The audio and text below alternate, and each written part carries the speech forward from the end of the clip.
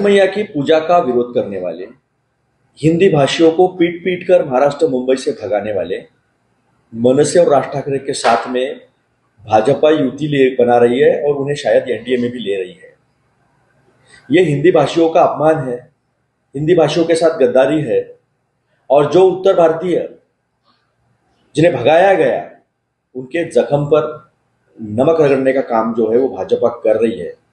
हमारा उनसे सवाल है, किस मुंह से आप उत्तर भारतीयों का, हिंदी भाषियों को आप मतदान मांगने वाले हो, और क्या जवाब उत्तर में जाकर उनके माँ बाप को देने वाले हो, जिनको मार मार कर, पीट पीट कर यहां से भगाया गया है। और इससे यह भी पता चलता है कि भाजपा ने अपनी हार महाराष्ट्र में तो मान ली है, क्योंकि कोई भी ऐरा गैरा नत्थू खैरा जिसके पास एक भी विधायक हो न हो, उसके पास अगर 4-5 वोट है तो उसको भी साथ में लेने की जरूरत 400 पार की बात करने वाले को क्यों पड़ रही। इसी में सारी सच्चाई जो है वो खुलकर सामने आ गई है।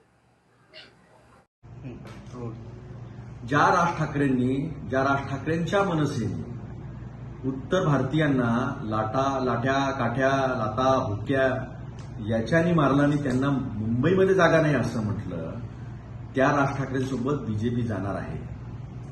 मग बीजेपी कोणत्या तोंडाने उत्तर भारतीयांचे मते मागू शकते?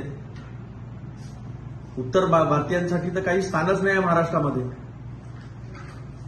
त्यामुळे हे जे भाजप हरलेली आहे महाराष्ट्रामध्ये, याचे उदाहरण आहे चिऱ्या बिऱ्या जिऱ्या गुम्या सोम्या गोम्या सगळ्यांना पक्षामध्ये आपल्यासोबत घ्यायचं आणि कशा तरी पद्धतीनं आपली आबरू वाचवायची, हा भाजपचा प्रयत्न आहे। हे स्पष्टपणे मनसेची, राज ठाकरेंची आणि भाजपची जी युती आहे त्याच्यावरून स्पष्ट होत आहे।